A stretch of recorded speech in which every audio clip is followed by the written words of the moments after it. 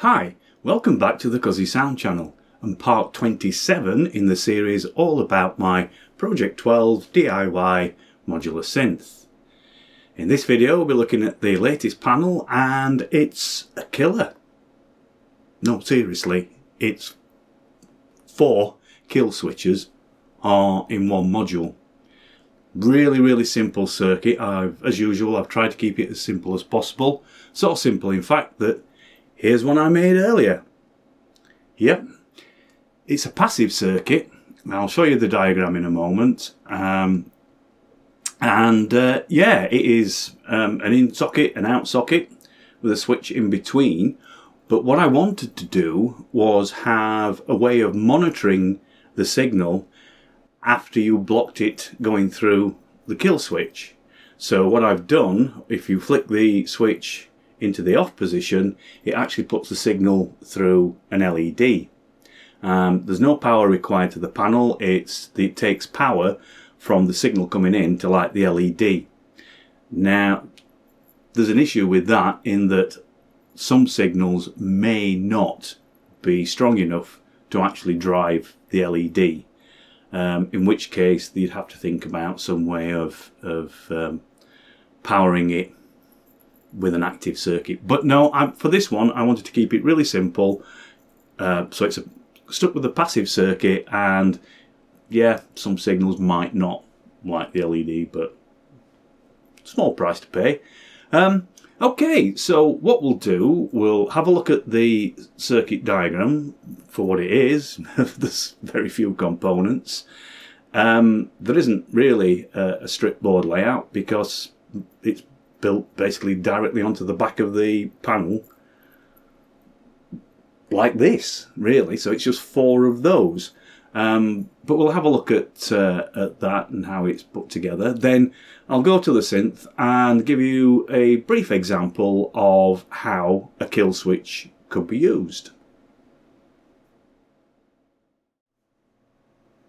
Well, this is module in place.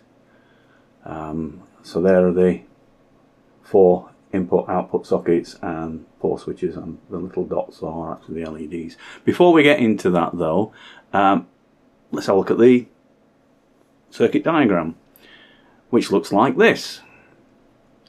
Very simple. So with the switch in one position, the input socket is connected directly to the output socket.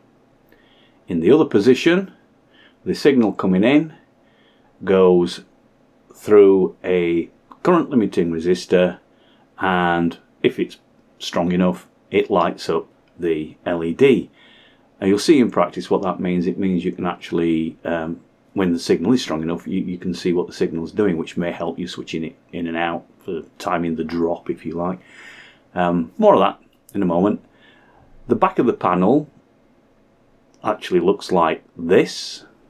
So you can see there's no circuit board, everything's just wired together from socket to switch to resistor to LED. Yeah, it's just you build it on the panel. So there you go, very simple, and again passive, there's no power required. So yeah, let's have a play and see what kind of things we can do. I'll only scratch the surface here. It won't be a long demo. It'll just give you an idea of one of the things that you might want to do. I've set up a relatively simple patch for this demo.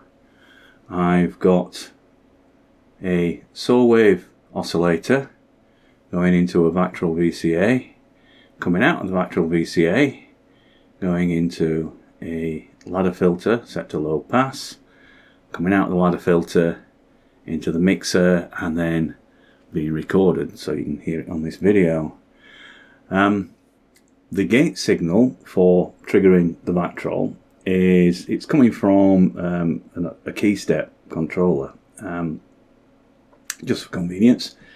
So it's going in to the gate buffer, and then I'm splitting it. So one part of it goes and drives the Vactrol, the other signal, shared signal, goes into my slewers module, so it's a slew limiter module, and then out of the slew limiter module I go into my kill switch, the killer module, and then out of that we go into the CV control on the filter. Now when I start, I'm going to set an arpeggio going on the key step. When I set the arpeggio going, I've got the kill switch set to off, so you should see this little red LED blinking away in time to the gate signal that's coming from the key step. So let's see whether I can get this going.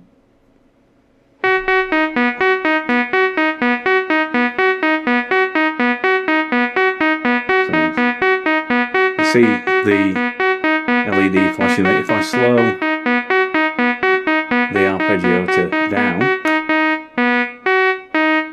you see the LED responds to it. So there we go. Stick it back up. So at the moment the filter is on manual control because the CV signal from the slewers is blocked by the kill switch. So I'll play with the cutoff manually, then I'll do the equivalent of a drop and drop in the slewers, and you can hear what happens.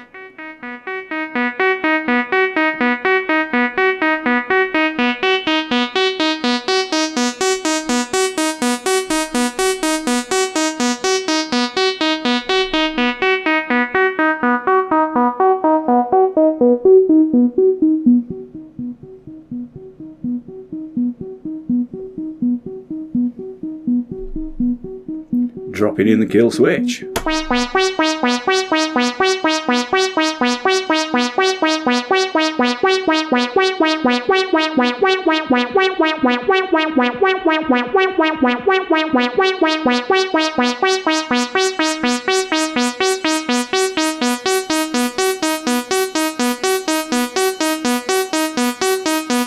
Speed it up.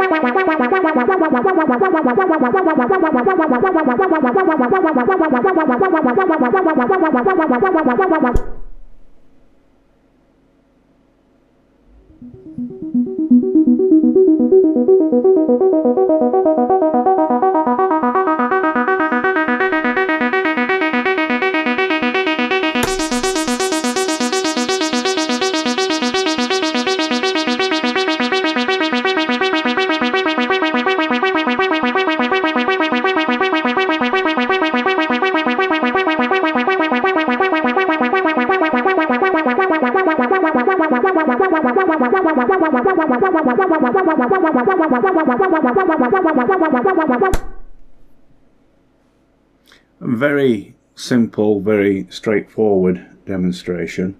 But yeah, it's just one example of what effects you can achieve dropping signals in and out. It's probably going to be particularly useful if you want to use it on percussion modules and to kind of drop one in or out or whatever. But yeah, there we go. We have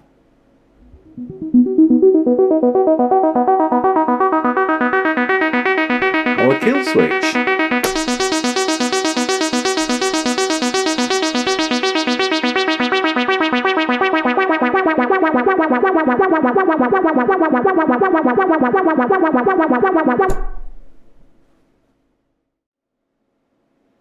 Well, there you go. A really simple passive circuit, really easy to build. So if you want to be able to knock signals in and out on the fly, then yeah, go on, have a go, build your own.